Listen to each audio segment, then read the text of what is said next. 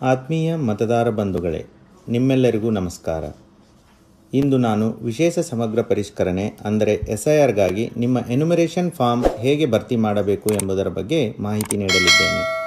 ಮೊದಲನೆಯದಾಗಿ ಭಾಗ 1 ನೋಡಿ. ಈ ಭಾಗದಲ್ಲಿ ನಿಮ್ಮ ವಿವರಗಳನ್ನು ಈಗಾಗಲೇ ಮುದ್ರಿಸಲಾಗಿದೆ. ನಿಮ್ಮ ಹೆಸರು, ಮತದಾರರ ಗುರುತಿನ ಚೀಟಿ ಅಂದರೆ ಎಪಿಕ್ ಸಂಖ್ಯೆ, ವಿಳಾಸ, ವಿಧಾನಸಭಾ ಕ್ಷೇತ್ರ ಮತ್ತು ನಿಮ್ಮ ಹಳೆಯ ಭಾವಚಿತ್ರಗಳನ್ನು ಮುದ್ರಿಸಲಾಗಿದೆ. ಅದಲ್ಲದೆ ನಿಮ್ಮ ಬೂತ್ ಮಟ್ಟದ ಅಧಿಕಾರಿಯ ಹೆಸರು ಅಂದರೆ BLO ರವರ ಹೆಸರು ಮತ್ತು ಮೊಬೈಲ್ ಸಂಖ್ಯೆಯನ್ನು ಸಹ ಮುದ್ರಿಸಲಾಗಿದೆ. ನಿಮ್ಮ ಮುದ್ರಿತವಾಗಿರುವ ಭಾವಚಿತ್ರ ಹಳೆಯದಾಗಿದ್ದರೆ ಅಥವಾ ಅಸ್ಪಷ್ಟವಾಗಿದ್ದರೆ ನೀವು ಹೊಸ ಭಾವಚಿತ್ರವನ್ನು ಒದಗಿಸಬೇಕಾಗುತ್ತದೆ. ಆದರೆ ಹಳೆಯ ಭಾವಚಿತ್ರವು ಸರಿಯಾಗಿದ್ದರೆ ನೀವು ಹೊಸ ಭಾವಚಿತ್ರವನ್ನು ನೀಡದೆ ಮುಂದುವರಿಯಬಹುದು. ಭಾಗ 2ರಲ್ಲಿ ಹಿಂದಿನ SIRನ ಅಂದರೆ 2002ನೇ ಸಾಲಿನ ಮತದಾರರ ಪಟ್ಟಿಯ ವಿವರಗಳನ್ನು ನೀವು ದಾಖಲಿಸಬೇಕಾಗಿದೆ. ಇಲ್ಲಿ ನಿಮಗೆ 2 ಆಯ್ಕೆಗಳಿವೆ. ಆಯ್ಕೆ 1, 2002ರ ಪಟ್ಟಿಯಲ್ಲಿ ನಿಮ್ಮ ಹೆಸರು ನೋಂದಣಿಯಾಗಿದ್ದರೆ ಆ ವರ್ಷದ ಮತದಾರರ ಪಟ್ಟಿಯಲ್ಲಿರುವ ನಿಮ್ಮ ವಿವರಗಳನ್ನು ನೀವು ಭರ್ತಿ ಮಾಡುತ್ತೀರಿ. ಇದನ್ನು ಸೆಲ್ಫ್ ಮ್ಯಾಪಿಂಗ್ ಎಂದು ಕರೆಯಲಾಗುತ್ತದೆ.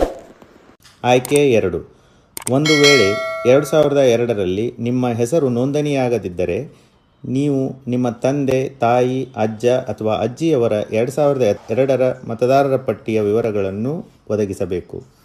ಇದನ್ನು ಪ್ರೊಜೆನಿ ಮ್ಯಾಪಿಂಗ್ ಎಂದು ಕರೆಯಲಾಗುತ್ತದೆ. 2002ರ ಮತದಾರರ ಪಟ್ಟಿಗಳ ವಿವರಗಳು ನಿಮ್ಮ ಬೂತ್ ಮಟ್ಟದ ಅಧಿಕಾರಿಗಳೊಂದಿಗೆ ಲಭ್ಯವಿರುತ್ತದೆ.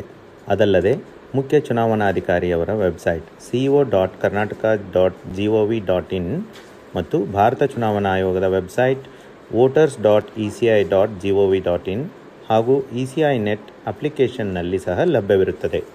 ಭಾಗ 3ರಲ್ಲಿ ನಿಮ್ಮ ಪ್ರಸ್ತುತ ವಿವರಗಳನ್ನು ನಮೂದಿಸುತ್ತೀರಿ.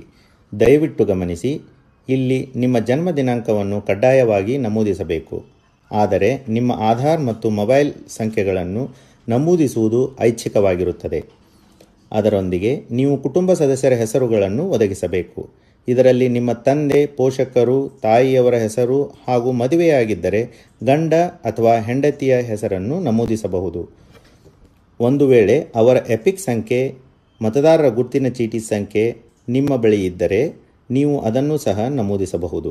ನಿಮ್ಮ ಎಲ್ಲ ನಮೂದುಗಳು ನಿಖರವಾಗಿವೆಯೇ ಎಂದು ನೀವು 2 ಬಾರಿ ಪರಿಶೀಲಿಸಿ ಹಾಗೂ ಕೆಳಗಡೆ ನೀಡಿರುವ 3 ಘೋಷಣೆಗಳನ್ನು ಓದಿಕೊಂಡ ನಂತರ ಫಾರ್ಮ್ಗೆ ಸಹಿ ಮಾಡಿ ಅಥವಾ ಎಡಗೈ ಹೆಬ್ಬೆರಳ ಗುರುತು ನೀಡಿ.